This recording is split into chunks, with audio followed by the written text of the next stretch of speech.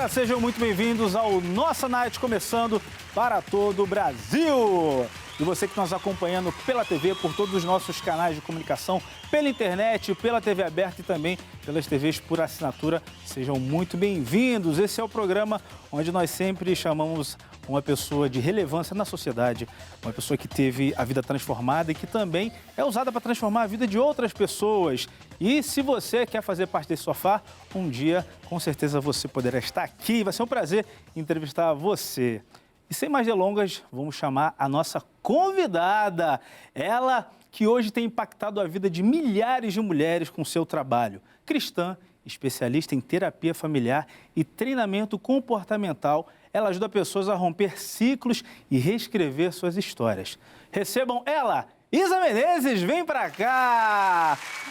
Olá! Tudo bem, Isa? Bom te receber. Tá bem. Muito feliz. Fique muito à vontade. Olá, boa noite. Boa noite. Ainda bem, boa noite, ainda bem que eu vim bem arrumado, porque você está uma elegância. Muito obrigada. Isa, obrigado por aceitar o nosso convite. Eu lembro que uns 2 anos atrás eu entrevistei você e acho que foi no CJC mais. Foi. Não, foi no CJC mais? Acho que foi no CJC Acho que mais. foi. É. Acho que prazer estar aqui. Eu amei. Eu tenho acompanhado muito você nas redes sociais, porque naquela época eu já conhecia você através da minha esposa, porque ela te acompanha há bastante tempo. E depois daquela época eu comecei a te seguir e acompanhei muita coisa legal da sua vida e eu já quero conversar aqui com você. Mas antes, para quem talvez está vendo você pela primeira vez, tem um negócio que eu acho muito legal que você faz com as mulheres que você ajuda pelo Brasil todo, que é o seu bordão. Você chama todas elas de senhoras. Senhoras! Isso e tem um motivo, você sabe por quê? Eu quero saber. Os senhoras, eu lembro que uma vez, eu sempre chamei, no começo eu expliquei que eu iria mudar. Antes eu chamava elas de amigas, né? Porque minha filha falava amigas. E aí a gente começou a chamar de senhoras quando a gente começou a trabalhar a questão da maturidade. Sim. Então, maturidade é o quê? Estar à altura daquilo que a vida te pede. Então, a gente, quando começou a chamar de senhoras, era um chamado à maturidade. Então, maturidade, prosperidade, credibilidade, fidelidade, tudo que termina com idade tem a ver com o tempo. Sim. Mas não qualquer tempo. Um tempo intencional estratégico aplicado naquilo ali. Então, o chamado de senhoras é literalmente para chamá-las à maturidade, né? Estar à altura daquilo que a vida pede. Então, é sempre um lembrete de maturidade, ó, senhoras, né? Normalmente a gente chama senhora de velha, né? Mas não, é um chamado à maturidade. Foi até bom você ter falado disso, porque quando eu chamo alguém de senhora, a pessoa fala, a senhora está no céu, eu vou falar isso. Não, tô chamando aqui, né? Eu não vou lembrar tudo que ela falou, mas vou falar desse... Fala um reconhecimento da sua jornada, né? Sim. Você sabe o que você está falando. Muito bom. Ô, Isa, e da primeira vez que você veio aqui, eu fiquei muito impactado com a sua história de vida, a maneira que Deus transformou você, a maneira que Deus transformou o seu casamento. Sim. E eu queria que você falasse um pouquinho como é que foi esse encontro. Para alguém que está assistindo você pela primeira vez, fala, poxa, isso aconteceu com ela? Fala um pouquinho, porque eu acho que é legal a gente conversar sobre isso. Sim. Acho que o meu processo na jornada de ajudar mulheres começou quando eu precisei me ajudar, né? E não encontrei muitas pessoas para isso. E eu vivi o processo de restauração do meu casamento. Nós casamos, com 5 meses nos separamos. Imaturidade, então uma feminista, uma machista. E a gente ficou naquele impasse. Eu queria um pai, ele queria uma mãe. E ninguém queria nada com ninguém. Então, queria um para cuidar do outro, para fazer mais, não da maneira certa, né? E nisso a gente se separou com 5 meses de casado. Rapaz. E aí a gente ficou separado um bom tempo. A gente tentou dar a entrada no divórcio 4 vezes. E tem até aquela história, viralizou, você sabe, né? O testemunho. Deu 1 milhão de visualizações, o testemunho eu postei. Deus. E a gente ficou muito mais vida, muito mais casamentos. E aí meu marido, que era ateu, no meio do processo eu me converti com 2 irmãs que apareceram na minha loja. Eu não tinha nenhum tipo de vínculo com elas. E Deus enviou, né? Eu brinco que eu não tive escolha, né? Então eu fui, como é que era a frase? Eu esqueci, era escolhida sem opção. Eu fui uma escolhida sem opção. Jesus não me deu outra opção, ele me encontrou e era esse isso, né? E aí eu, enfim, vivi um processo do Senhor, e eu sempre falo para você que está no processo de restauração de casamento, Deus quer restaurar o altar do seu coração. Muitas vezes a gente coloca o nosso marido como um ídolo, né? Não necessariamente de adoração, mas a gente acaba vivendo em função daquilo ali. E foi o que aconteceu. E Deus restaurou o altar do meu coração. A gente vai até voltar para o YouTube agora com um vídeo que é o que fazer enquanto seu marido não muda, né? E foi justamente ali que eu vivi essa jornada de autoconhecimento. Inclusive, eu sempre falo que autoconhecimento não é saber o que você gosta, o que você não gosta, qual o seu estilo. Não, autoconhecimento é desaprender a ser quem você foi obrigada a se tornar para caber dentro do seu sistema familiar. Então, olhando lá para a infância, quando os nossos pais falavam, não quero que faça isso, não quero que seja assim, não quero que diga isso. E a gente foi se espremendo para caber. Então, o processo de autoconhecimento é saber quem Deus quer que você seja. E aí foi isso que eu vivi. E aí depois, né, eu me tornei realmente quem eu era. Meu marido, vendo aquilo ateu, ele se converteu e a frase que ele disse para mim é uma frase que me cura sempre. E cura muitas vidas, que é, se Deus transformou você de um demônio, que eu não era fácil, para um anjo, eu acredito nesse Deus e eu quero ser transformado também. Então a gente viveu, assim, um super testemunho. Nossos pais se converteram a partir disso, nossos irmãos. E foi uma coisa linda que reverbera, né, até hoje, assim. E aí, dali, eu comecei a ajudar mulheres a se encontrar, porque eu era uma perdida. E hoje é o meu trabalho, assim como aquelas duas mulheres, um dia apareceram na minha loja do nada, hoje eu faço esse trabalho na internet. Eu brinco, o Senhor me manda pelo algoritmo, né, bater na porta delas, como essas mulheres bateram na minha, e é essa jornada que a gente tem traçado. Eu lembro que você citou na última vez que teve um momento lá que, quando você viu, você já estava lá você pediu um sinal, não foi? Você tinha pedido um sinal. Não, eu lembro, a oração, é a minha oração clássica, né? Eu sempre falo, essa é a oração mais perigosa. Eu não era crente, os meus avós eram pastores, eles nunca me obrigaram a ser cristã. Eles são missionários, né? Então eles passaram 20 anos no interior de Goiás, fazendo missões. Você conhecia a palavra? E, conhecia, assim, fiz um Mensageiros do Reino, algo assim.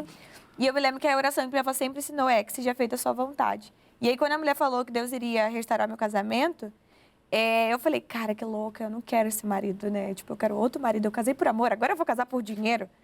E eu lembro que a primeira oração que eu fiz pro Senhor, por temor, porque ela falou, olha, se você não se ajoelhar para orar, Deus vai te derrubar para você começar a clamar. E eu me lembro que eu pensei que Deus não vai fazer isso, Deus é bom, Deus é bom. E eu me lembro que a caneta rolou, quando eu fui levantar para pegar a caneta, eu tomei um tombo, como se fosse uma rasteira. E quando eu ajoelhei como se eu estivesse no sofá fofinho. Eu falei, meu Deus, Deus está aqui. Você lembrou? Eu falei, cara, Deus está aqui, Deus está aqui. Eu lembrei da oração da minha avó. É a primeira oração que eu fiz. Eu não quero meu marido de volta. Eu quero um outro marido. Mas esse não, esse aqui... eu não queria ver nem pintado de ouro e nem ele a mim, tá? Era mútuo o desprezo, né? Para quem vê eles nas redes sociais hoje, a transformação, o amor, tu fala, isso aconteceu, né? Eu acredito, aconteceu. E aí eu lembro que a primeira oração foi, Deus, eu não quero esse marido de volta, eu quero outro marido, mas que seja feita a sua vontade. E realmente Deus deu outro marido, o mesmo, mas numa outra versão, sabe? E aí a gente tá aí nesse processo, restaurando bastante casamento. Uma coisa que eu sempre falo, não romantize, não é porque Deus restaurou seu casamento que você nunca mais vai ter luta, né? As pessoas acham que é tudo lindo, perfeito, e não é. Temos nossas ressalvas, depois a gente teve o desafio de trabalhar junto, que é uma outra questão, né? Quando casa, já vem de dois sistemas, né, familiares diferentes. Cada um com uma criação, né? Cada um com a criação, com o jeito de comer, com o jeito de pensar, com o jeito de, enfim, se socializar. Quando trabalha junto, então, que vem ele com o pacote do militar, 12 anos, eu com o meu pacote de CLT, empreender, olha, quando junta, mas assim, vencer uma vez com Deus, a gente vai vencer todas, Poxa, sabe? Que legal, ela falou na questão de trabalhar, eu sou um que trabalha com a minha esposa. Eu fico muito feliz, porque eu venho com ela para o trabalho e vou com ela para casa. Uma coisa mais... Não, um privilégio. Legal. É muito legal. Eu considero um privilégio. A gente cria nossa filha, estamos sempre juntos, temos uma flexibilidade absurda. Eu brinco que eu tenho que lançar uma formação de como trabalhar com o seu marido. Não, isso é legal, hein? Porque eu já ouvi pessoas falando, não, eu já não aguento ficar com a minha mulher em casa, imagina trabalhar com ela, né? Não. Isso tem como mudar. Eu lembro que teve uma época que eu não voltava com minha esposa para casa porque eu estava trabalhando em outro lugar também, então eu só havia no outro dia de manhã. E eu senti falta, eu falei, poxa, parece que não, mas esse momento que a gente fica, que a gente às vezes passa no corredor, fala um com o outro, faz diferença, né? Você imagina a pessoa que está em casa e não consegue ter isso com a pessoa, né? E às vezes fica 10, 12 horas do dia distante, né? Isso é o reflexo do relacionamento hoje em dia. Por isso as pessoas vão se afastando um pouquinho. Ô Isa, você acredita que depois que aconteceu essa experiência na sua vida, que transformou o seu casamento, transformou você, o seu marido, aí já foi aquele start que, na sua vida, para fazer tudo que você hoje faz, a sua transformação começou ali?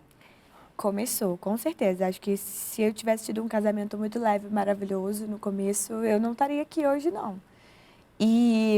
Mas assim, quando eu me separei, né, quando nós quase nos separamos, eu comecei esse processo de autoconhecimento. Então, na verdade, o processo de autoconhecimento foi conhecer o alto. Então, primeiro eu conheci o Senhor.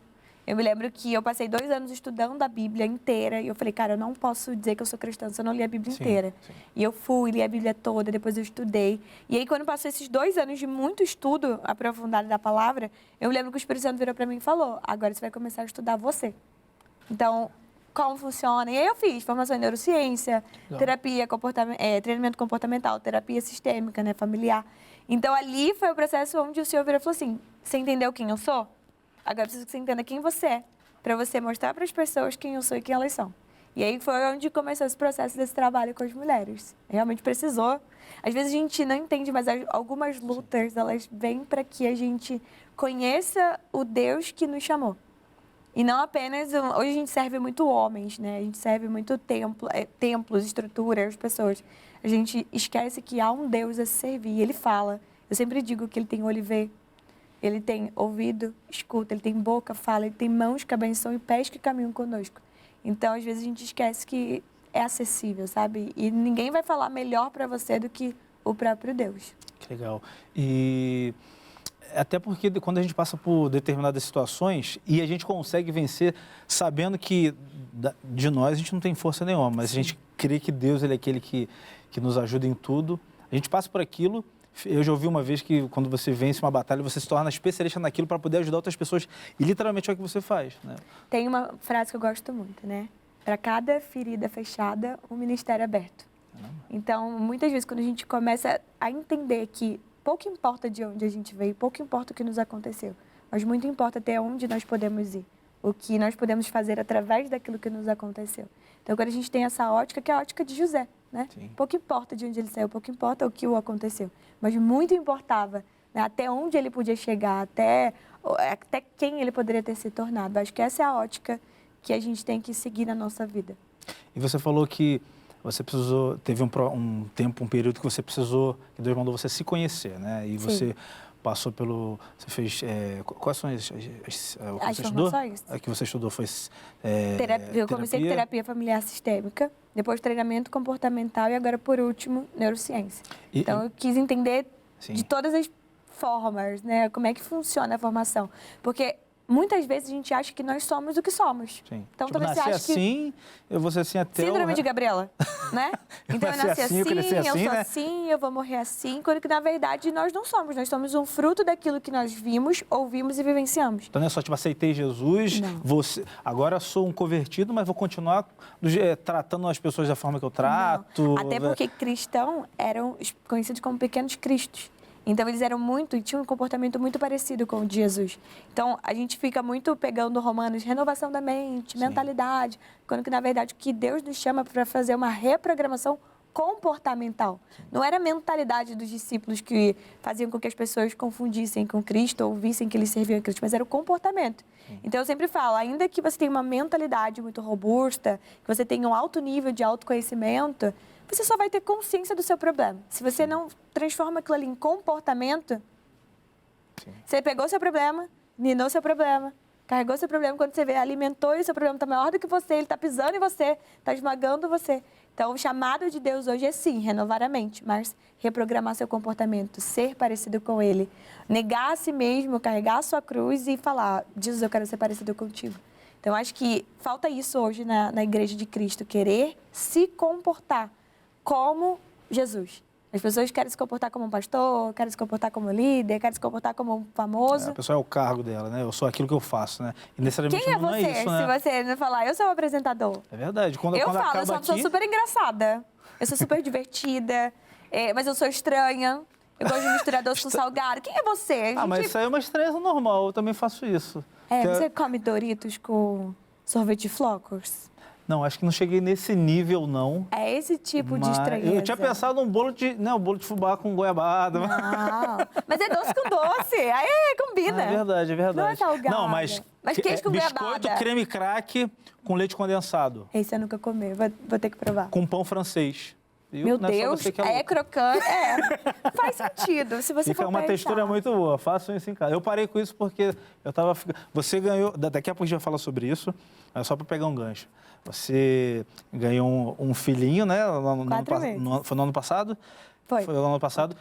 E eu só ganhei peso. Outra coisa que eu ganhei do ano passado para cá foi peso, Mas justamente a gente pode fazendo falar isso. disso. Vamos falar também, né? Dá pra falar sobre isso também. Já que eu puxei esse assunto, queria perguntar. Você já tinha a Clara, né? Clara? Sim. E ela já está com quantos anos? 4, vai fazer 5. Eu vi no seu Instagram, a Clara está quase do teu tamanho. Uma impressão minha. Pois é, e eu falo que com uns 10 anos ela vai estar me carregando no colo, assim, tá... Ela não me puxou na altura, ela puxou o pai, entendeu? Então eu acho que ela me passa bem, logo em breve ela me passa. E como que está sendo essa nova fase com o Bernardo? Como é que foi? Eu acompanhei também um pouco o que você foi postando lá de quando você ganhou ele. Fiquei lá nervoso junto com você também. Não, eu quis o desafio do parto normal, né? Eu tentei no da Clara, não consegui. E aí depois, estudando todos esses assuntos, eu vi que o parto era um trabalho mental. E aí eu falei, bom, então vamos ver. Né? Eu tentei uma vez, não consegui, vamos ver. E a minha obstetra, a minha equipe toda era cristã, e eu lembro que a minha obstetra falou, olha, vão ter 3 pessoas que vão para o céu, fulano, ciclano e você. Você passou o seu processo de parto sem xingar ninguém, sem gritar, sem brigar com seu marido, sem desejar a morte de ninguém, sem nada. Você simplesmente se concentrou. E eu lembro que foi um trabalho super mental. Eu botei uma playlist de Deus e eu me lembro que ele nasceu ao som do vocal livre, Dias de Paz. E eu falei, quando estava muito perto, eu pedi para me avisarem e colocarem essa música. E eu falei, cara, ele vai vir porque vai ser exatamente isso que ele vai nos proporcionar, Dias de Paz. E o Senhor me permitiu ter o parto do meu sonho, do jeito que eu queria, da forma que eu queria. E realmente, eu posso afirmar, o processo de parto, ele é mental, tem toda uma preparação antes. Uma preparação... Mas tem as contrações, tem a dor, tem tudo, mas mais também... Mas assim, eu lembro que uma coisa que a minha doula falou, a dor não fica pior, é a mesma dor. O que muda é a frequência, fica mais rápido. É a mesma dor. Então, se você aguenta do começo, você vai aguentar do final. E eu me lembro que o tempo inteiro eu só ficava pensando nisso. Não fica maior a dor, é a mesma dor.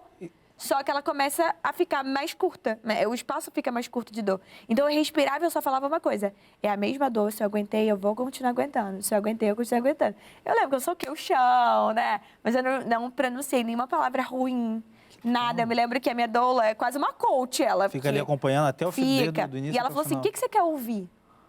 Ela, o que eu falo pra você? O que você quer escutar? E eu me lembro que eu falei pra ela, vira pra mim e fala assim, é só mais um desafio, você aguenta mais. E ela ficava o tempo inteiro no meu ouvido. Imagina isso se viesse gêmeos, hein? Meu Deus. E ela falou, é só um desafio, você faz isso com o pé nas costas. É só mais um desafio, você sabe o que você faz pra você. Qual era a melhor parte da maternidade? Fala pra gente. Eu acho que a melhor parte de ser mãe de dois é você poder construir a relação entre eles, né? Eu sempre estudei sobre isso e poder fazer, criar. Eu vim de uma família onde eu e meus irmãos, a gente brigava muito. Eram quantos irmãos? 3 ao todo, né? Eu e meus 2 irmãos. Hoje somos muito amigos. Mas nossa infância foi brigando num pé de guerra, competir a atenção da minha mãe. E não sei o quê. E a gente nunca foi muito unido. A gente sempre foi um contra o outro. Era um dedurando o outro, era um contra o outro. E faltou muito também, porque eu sempre falo, a culpa não é da minha mãe. A culpa é da avó. Também não. Todo mundo vai carregando cargas, né? Sim. Então, aquele que não se levanta para quebrar o ciclo, ele vai perpetuando o ciclo de forma inconsciente. E ninguém estimulava essa união, sabe? Então, eu senti muita falta disso, porque a diferença de meus irmãos é bem grande, 7 anos, 7 e 8 anos. Então, eu vivi minha adolescência com um bando de pirralho me dedurando, né? E eu falei, não, meus filhos, eu quero que eles sejam amigos. Então, desde a barriga, eu fui construindo essa relação com a Clara. E, nossa, ela é apaixonada pelo irmão. E eu sempre ouço assim, daqui a pouco isso muda, hein? Daqui a pouco começa as brigas. Sempre tem alguém pra falar a palavra contrária, e não sei o quê. E eu falo, eu não sei sobre a minha vida, não. E eu falo mesmo, tá? Porque eu tenho a regra. Se você fala o que você quer, você tem que ter peito para ouvir o que você não quer. Verdade. Então, eu parei de me espremer para caber. Eu acho que a gente precisa se posicionar para a vida que a gente quer ter. Você era daquela que eu ouvi e ficava... Eu era. E um dia eu percebi que eu estava perdendo a minha essência. De tanto se espremer para caber, de tentar ser educada. Quando que, na verdade, educação não é só ouvir e ficar quieta. Você saber se posicionar na forma certa, com a pessoa certa. E eu tenho um ideal de vida. Eu brinco que é tutorial para pessoas sem noção, né? Eu brinco que a pessoa sem noção, ela é igual aquela pessoa que joga o lixo na rua. Você tá andando e aí a pessoa tá jogando o lixo na rua. Pá! e você não fala nada, amanhã, depois ela vai continuar jogando lixo na rua. Sim. Agora, se dá um ataque de pelanca, e você diz, você tá maluco? Você é o quê? Você é chiqueiro? Seu porco! Sua casa é o quê? Porco! A pessoa vai fazer uma sinopse neural tão grande de vergonha, Sim. que a próxima vez que ela pensar em jogar, ela vai lembrar disso. E ela, você é que vai pensar que maluco? Então eu brinco com as pessoas sem noção. Isso aconteceu comigo quando eu era adolescente. Tinha mania de comer bala e jogar pela janela do ônibus. Aí um senhor que estava atrás de mim falou, meu filho, é você que limpa isso aí. Não faça mais isso. Eu tinha 16 anos. Nunca mais. Eu nunca mais... Um papel, agora eu sou neurótico, não gosto de papel no chão. Nunca mais uso isso na rua. Nunca mais. Boto papel no bolso. Eu gostei dessa ideia. Vamos fazer isso aqui agora. Ver alguém jogando na rua, seu porco, imundo. Você está ajudando o meio ambiente, né? E aí, ensinando a pessoa. Então, a pessoa sem noção precisa ser tratada dessa forma. Então, a partir do momento que ela fala o que quer... Opa, não concordo. Não gosto. Não gostei disso. Mas por que você está falando isso? Eu não entendi. E eu adoro...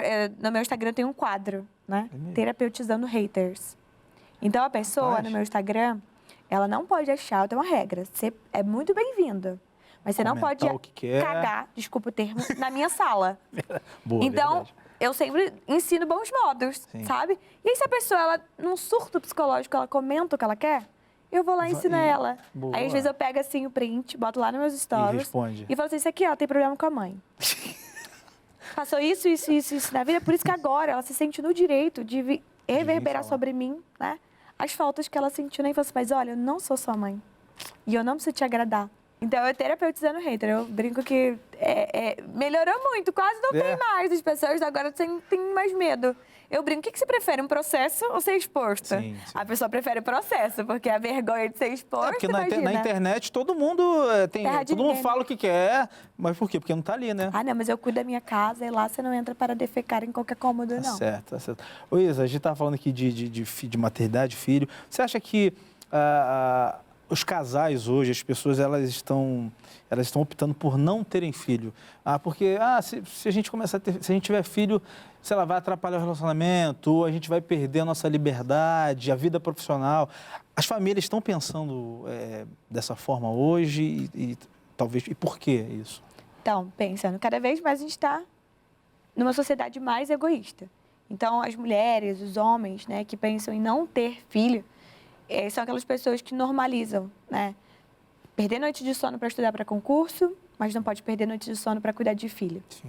Então, a gente normaliza trabalhar 12 horas para um chefe tóxico, abusivo, mas a gente acha um absurdo uma criança fazer birra. Então, são os valores invertidos, né? O filho, na verdade, eu sempre falo que ele é um catalisador de resultado. Sim. Então, o filho na sua vida, ele mostra que nem tudo é sobre você, que nem tudo arbitra sobre você, que... O que você faz importa muito, porque o seu filho não aprende com o que você fala, mas com o que ele vê com o exemplo, né? Eu sempre falo que o sermão não é por ouvir, sai pelo outro. Mas o exemplo, ele arrasta. Então, quando a gente começa a perceber que a nossa sociedade vive pro eu, pro próprio umbigo, a gente começa a entender esse movimento de preferir ser mãe de pet, né? Sim. Afinal de contas, e assim, eu amo cachorros, né? Cachorro é ser humano, né? Mas a gente humanizar cachorros é quase que idolatria. Sim. Então, eu conheço pessoas do meu ciclo familiar que já gastaram R$800 em hemodiálise para um cachorro que morreu menos de uma semana depois. Mas a gente não tem coragem de gastar R$800 em cesta básica para pessoas com necessidade na rua. Então, a gente percebe que não é equiparado. Né, de valores. E quando a gente começa a achar lindo ser mãe de pet, e nada contra quem realmente cuida muito bem de cachorros, né? Que não é a pauta. Mas quando a gente usa cachorros como filhos, é fácil ter cachorro como filho. Ele vai sempre te obedecer. Sim. Ele não vai confrontar o seu ego. Ele não vai apertar os seus gatilhos da infância, das suas feridas de abandono, de rejeição. Então, é muito mais fácil você ter um cachorro do que ter uma criança, que ela vai crescer e vai te confrontar, vai te afrontar, vai te fazer passar vergonha. Ela vai ser o reflexo, de fato, daquilo que você investiu ou não nela. Sim. Então, é muito mais fácil ser mãe de pet, né? Então, é compreensível a sociedade. É comum, mas não é normal. E você, Isa, nesse teu trabalho de terapeuta familiar, você hoje tem dado palestras, você também tem o seu método, né? Tem. O método PFM. Para funcionar melhor. A gente brinca que ensina. Simples e claro. O que o método faz? Te ensina a funcionar melhor. Você aprende como você funciona e você aprende como o outro funciona. E hoje se fala muito sobre empatia, né? Sim. Então tem que ter empatia. Eu acho empatia a coisa mais furada que tem. Porque empatia é você se colocar no lugar do outro. Então, se eu tenho empatia por alguém que fica triste, eu vou ter que ficar triste para entender a pessoa? Então não faz muito sentido. Eu brinco que a gente tem que tratar as pessoas dentro do marco psicológico dela. O que é o marco psicológico? Como ele foi criado? Como eram os pais dele? Qual o temperamento dessa pessoa? Qual é a personalidade dessa pessoa? Sabe se a pessoa tem algum tipo de crença, de trauma? Porque aí sim eu consigo entender por que aquela pessoa é tão reativa. Sim. Ou por que aquela pessoa é tão introspectiva. E aí eu consigo lidar melhor com aquela pessoa. Então, é isso que o método faz. Ele te ensina como você funciona. Então, por que você é para dentro ou para fora? Por que você é mais reativa ou mais omissa? E por que o outro age assim? Então, a gente brinca que você entra no método, você para de tratar com seu marido, com a sua sogra, com a sua cunhada, com a sua mãe. Rapaz, olha e você que se muita gente fizesse isso, olha o tanto de coisa que já melhoraria na vida, né? Para de brigar com a sogra. Eu brinco que tinha que ter uma matéria PFM nas escolas hoje em dia que teriam menos guerras, sabe? Mas é justamente tirar o olho do seu umbigo e começar a botar o olho no outro. Tem gente que olha demais pro outro e menos para si. Eu falo, essas aí tem que tirar o olho do outro e começar a olhar mais pro seu umbigo. E corrigir os seus erros, né? Parar de ficar fugindo ali das suas faltas e começar a se auto-observar. Que é um dos pilares do método, a auto-observação. Que hoje tá todo mundo no piloto automático, vivendo. Fazendo as coisas, indo para casa, dormindo, outro dia fazendo tudo de novo. Eu brinco que quem dirige sabe. Você dirige? Sim. Sabe quando de repente você chegou em casa? Perdão. Quando de repente você chegou em casa. Porque já tá no automático, aí chegou. Ainda mais se você tiver câmbio automático. Meu carro é de câmbio automático. Depois que eu dirigi, eu falei, onde eu tô? Sabe o que eu tô fazendo na minha vida? O automático não quer mais câmbio manual também, né? O manual é a prova mais real do piloto, porque você já tá ali, ó. Quando você vê se chegou em casa, é assim que as pessoas vivem hoje. Sim. Elas não pensam sobre o que elas pensam, sobre o que elas sentem, sobre o que elas fazem, sobre com quem elas andam, sobre como elas se comportam. Né? Você o seu método, mais de 1000 mulheres já passaram por ele. Tem algum caso específico que você fala, esse daqui que me falaram marcou?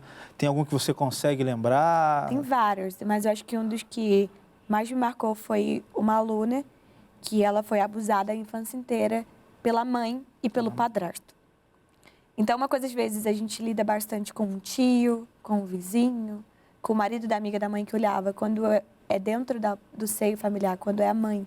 Sim. E eu lembro que dentro dessa sistêmica a gente não trabalha o abuso como ocorrido. Quem trabalha é a polícia, né? A polícia tem que trabalhar com o que aconteceu. A gente trabalha em como a pessoa se sentiu. E o sentimento que ela tinha era o sentimento de negligência e injustiça. Então, aquilo que aconteceu lá na infância, a gente vai sempre reverberar para o resto da vida. Então, a gente chegou no quê do abuso quando ela se tornou uma pessoa extremamente reativa com o marido, reativa no trabalho, reativa com os filhos. E a gente foi buscar a raiz dessa reatividade. E era literalmente aquela criança dentro dela, né, gritando: agora que eu mando em mim, não, vai ser tudo do meu jeito. Sim. Porque lá atrás teve que ser do jeito de outra pessoa e me feriu. Então, eu me lembro muito daquele versículo: ainda que sua mãe te abandone, eu nunca te abandonarei. Então, eu falo que hoje o Brasil, ele é um país órfão. Né? Eu sempre faço uma equivalência. A terapia familiar sistêmica, ela fala muito sobre os sistemas familiares, né? Pai, mãe, avós, né? Pessoas que influenciaram todo o sistema. E quando a gente olha para o Brasil é um país órfão. Sim. O Brasil é pátria amada, mãe gentil. Então, a mãe é aquela que acolhe, é aquela que nutre, é aquela que desenvolve e devolve para o mundo maior. Então, a gente recebe um espermatozoide desse tamanico, microscópio, e entrega para o mundo uma criança que depois cresce e contribui para o mundo. Então, essa natureza multiplicadora está dentro da mulher, do feminino. Já o masculino é a força, a execução, a coragem, o ir, o fazer, o limite. E falta isso para o Brasil. O Brasil é um país que acolhe, é um país que nutre, é um país que, quando as pessoas vêm aqui e investem, elas colhem infinitamente, mas é um país sem limite, a gente vê agora no Carnaval. Sim. É um país que ele não tem força, ele desiste, tem sempre um jeitinho, e a gente está sempre procurando um pai. Um pai no executivo, um pai no judiciário, um pai no futebol, um pai na TV, um pai na presidência. E a briga hoje não é o presidente X e o presidente Y. A briga é: nós não temos pai. A cada 1000 crianças que nascem, 300 não tem o pai assinando na certidão. Então, há uma falta de pai muito grande no Brasil. Aí você olha para os Estados Unidos, que foi fundado por patriotas. Sim. E é um país de uma certa forma, equiparando ao Brasil, com limites, com força, com execução, com coragem, com ousadia, e que prosperou. Então, quando a gente respeitado, né, pelas outras como nações. Um pai, como um pai deveria ser. Tem força, né? Passa isso através Exatamente. E tem muita gente que não vai concordar, mas essa é a dinâmica do pai e da mãe, do feminino e do masculino dentro daquilo que o próprio Deus... Ah, mas eu não acredito. Tá bom, mas é uma verdade milenar, a Bíblia. Sim. Ainda que você não acredite nela como a palavra de Deus, ela é um princípio. Sim. O não matarás, o não roubarás, o não adulterarás, as ordens da sociedade foram fundamentadas das leis, né? Então, é isso. Hoje, o Brasil, as famílias estão disfuncionais justamente porque tá todo mundo fora da sua cadeira, né? Da sua cadeira de força. Então, as mulheres estão querendo ser mães dos seus maridos. Os maridos se posicionam como filhos das suas esposas. E aí, uma mãe... Aí não quer ter um filho de verdade, adota um cachorro, né? Aí quer ser as mães do marido. Aí dinâmicas disfuncionais. E aí ninguém prospera, ninguém é feliz, ninguém cumpre o chamado. Sim. E aí fica tudo comprometido. Você acredita que essa disfuncionalidade que tem nas famílias, elas são um padrão na maioria das famílias que a gente tem hoje e por isso que está tudo fora do lugar, vamos dizer assim? Ou qual o padrão que você tem percebido que talvez tem na maioria das famílias? Há grandes padrões disfuncionais, né? Então, a gente sempre vê... É só olhar para trás, né? Então, o pai, às vezes, tinha que ser grosso, a mãe tinha que ser muito acolhedora, a mulher tinha que aceitar a traição, o homem tinha que ser o homão e pegar todo mundo. Então, há vários padrões. Mas hoje, eu acredito nessa era digital, não é apenas a família que influencia a cultura, tem muito poder também. Então, tem aquela frase, né? Nós somos a soma das 5 pessoas que a gente mais convive. Mentira. Eu já ouvi muito isso, né? Você é a soma das 5. Não é. Eu já falo, meu Deus, eu tô andando com quem? Mas não é. Você é a soma das 5 pessoas que você mais assiste os stories. Que você mais acompanha no Instagram. Gente, é verdade, faz sentido. Que você mais... Eu gosto do meu termo, né? Que eu inventei. Você é a soma das 5 pessoas que você mais deixa o volume alto de influência sobre a sua vida. Então, as pessoas que você aumenta o volume são as que vão determinar os seus resultados, as suas ações, os seus comportamentos. Então, hoje, nessa era digital, a cultura, os cantores, os influencers, eles influenciam muito. Legal. Então, por exemplo, antigamente a briga da nossa mãe era a gente voltar para casa. Sim, não ficar ficar na rua. Né? Hoje não, as mães acham que os filhos trancados dentro de um quarto estão mais seguros. E agora sendo que eles com o mundo na palma da mão, né? Eles estão com tudo pior. Sim. Então, se nossa mãe tinha medo de um homem pegar a gente no meio da rua e sofrer um abuso, um sequestro, hoje você pode fazer isso dentro de casa, né? Então, a gente pega, por exemplo, pacientes que as filhas têm 9 anos e te mandam nudes. Que isso. É comum. Não é normal, mas é comum. Então, a gente vê que a cultura influencia muito nessa disfuncionalidade. E vou dizer mais, os bebês, tipo o Bernardo, a Clara, gente, vai ser uma geração, assim, caótica. Por quê? Inteligência artificial. Sim. Eles não precisarão mais pensar. Eles vão se modular a ter tudo. Se vocês acham que essa geração agora Z é miojo, que é tudo na hora, você imagina uma geração que chega no ChatGPT e diz... Qual é a resposta para isso, isso? Gente, você não vai precisar mais pensar para escrever, né? É só colocar lá. São os babies IA, né? Então, essa nova geração, ela vai ser uma geração como a que Daniel, né? A ciência vai se multiplicar e o amor vai se esfriar, porque eu não vou precisar mais de um pai para me explicar, eu tenho uma inteligência artificial. Senhor, que o Senhor nos guarde, né? Isa, nossa conversa está muito boa, mas eu já quero encerrar e quero agradecer você mais uma vez. E vou já deixar o convite para você voltar outras vezes para falar dos seus métodos, tá bom? Peçam que voltarei. Vou pedir para você deixar aqui os seus contatos, como é que essa pessoa que está nos assistindo pode fazer para participar dos seus métodos, onde pode encontrar, fica à vontade. Tá. Gente, quero convidar você para participar, né, de toda a minha ambiência digital. Eu sei que talvez você não tenha boas influências, mas eu quero fazer parte da sua ambiência digital. Então, você pode me seguir no Instagram, no YouTube, @IsaMenezes, e participar do método, que é o PFM, para funcionar melhor e aprender como, de fato, você funciona. Por que você faz o que faz, como faz, de onde é a raiz de todos os males, né, que te assombram no dia de hoje, que te torna uma pessoa escassa, paralisada, longe de cumprir seu propósito, seu chamado. Lá no meu Instagram tem um link na bio e você vai poder fazer parte. E eu estou muito feliz de estar aqui. Obrigada pelo convite, viu? Obrigado a você, Isa. Você é a nossa primeira convidada aqui do Nossa Night. Primeira convidada. E eu falei, não, já sei quem a gente vai trazer para cá. Obrigado, tá? Mais uma vez. Fala que na próxima traz o maridão, traz as crianças também. Fazer um papo de casal, né? Isso é muito bom. Obrigado, tá? Até a próxima. E você de casa, obrigado pela sua audiência. E até o próximo Nossa Night. Valeu!